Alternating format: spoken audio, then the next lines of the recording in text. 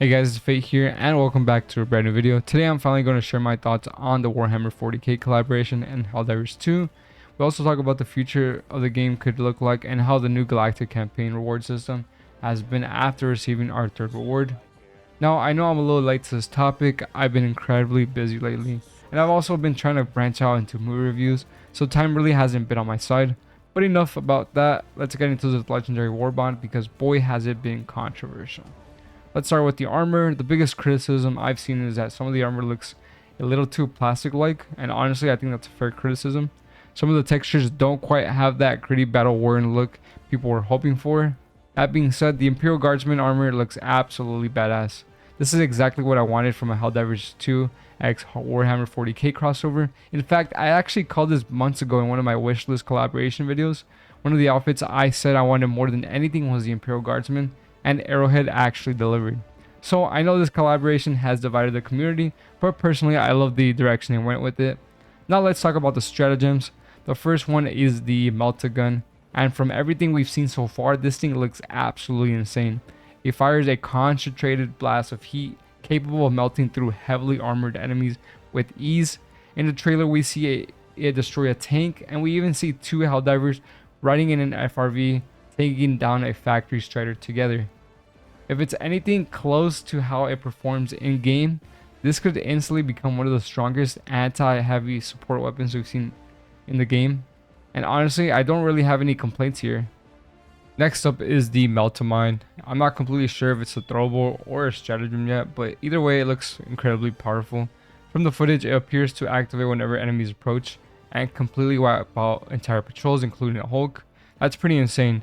The only thing that worries me is that it's friendly fire with friendly Helldivers. Let's be honest, we've all played enough Helldivers to know what exactly is going to happen. Someone's going to accidentally step on one of these mines and the entire squad is going to explode. It's basically guaranteed. So while I think it's going to be an amazing piece of equipment, I also think it's going to create some absolutely hilarious team kill moments. Now let's move on to the weapons. The primary weapon appears to be the Hotshot Marksman Rifle, essentially a lasgun variant from Warhammer 40k. This is where I start to get a little worried. Right now we don't know if it's light pen or medium pen.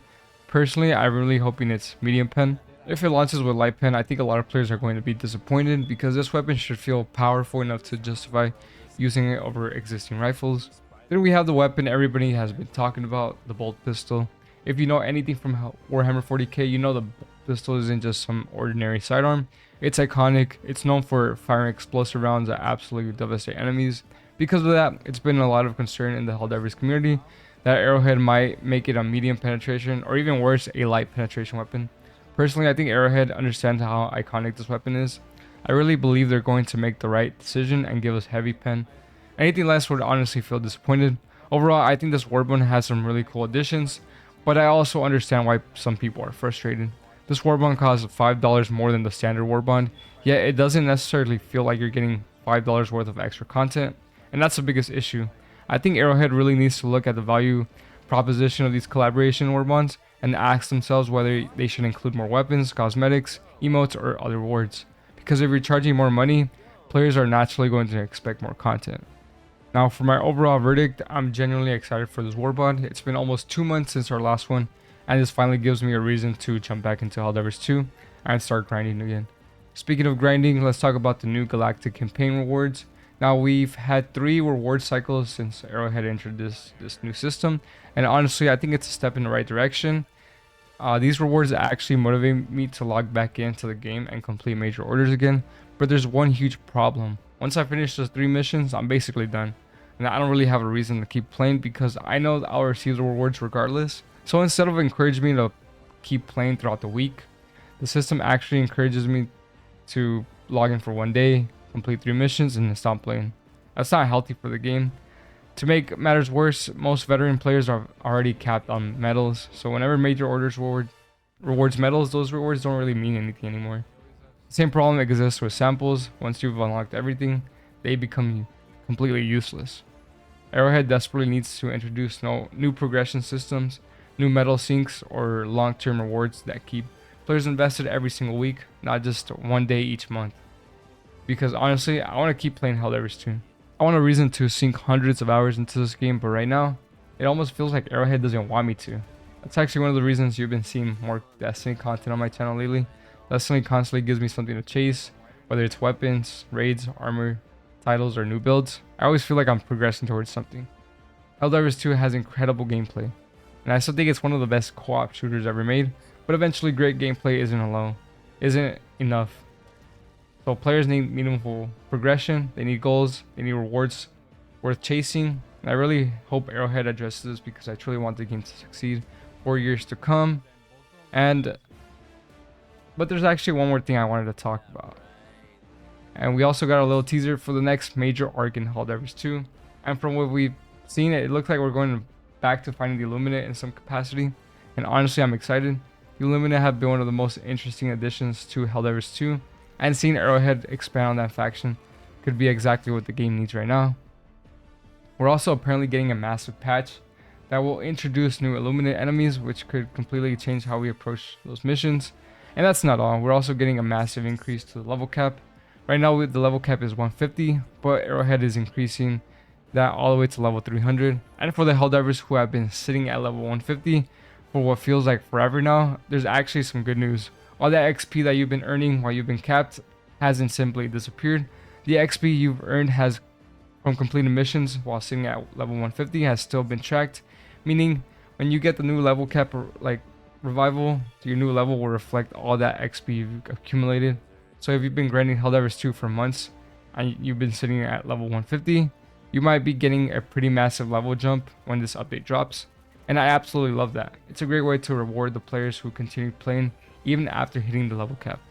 But I have one major concern. Levels need to actually mean something. Getting to level 300 is cool. Seeing that number next to your name is cool, but obviously getting a brand new title and reaching the level cap is nice too, but that's not enough. If I'm going to go from level 150 all the way to level 300, I want there to be an actual reason to chase those levels. Give us unique cosmetics, give us new titles at different milestones, give us armor, give us new weapon skins, give us something that makes me look at level 300 and think, holy shit, this guy has been playing Helldivers. Because right now, if the main reward for reaching level 300 is just another title, I don't think that's going to be enough motivation for the majority of the players. And this goes back to my biggest problem with Helldivers 2's progression system. We need meaningful progression. I want Arrowhead to give us the reason to keep playing, even after we've unlocked everything. I want to be able to look at a new level, a new weapon, a new cosmetic, or a new reward and actually have something to work towards to. Because the gameplay is already there. Foundation is there. Helldivers 2 is an incredibly fun game. Now Arrowhead just needs to give me some reasons to come back. And with the Illuminate potentially returning in a bigger way, new enemies coming, a level cap increase from 150 to 300, and this new Warhammer 40k collaboration, there's actually a lot to look forward to. I just hope Arrowhead can take all these new additions and build a progression system that keeps us playing for more than just a few missions every month. But anyway, that's enough for my rant. What do you guys think about the new legendary Warbond? Do you think it's worth the extra price? Do you like the new Warhammer 40k collab?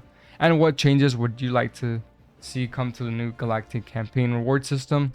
Let me know down in the comments below. If you enjoyed today's video, make sure to leave a like, subscribe if you're new, and turn on notifications so you don't miss any future uploads. Thank you guys so much for watching. I'll see you guys in the next one. She for the streets. Got green rocks, Frankenstein. Makes sense and none at the same time. You MC squared, I'm Einstein. I'm the new Johnny Cash, well, waterline.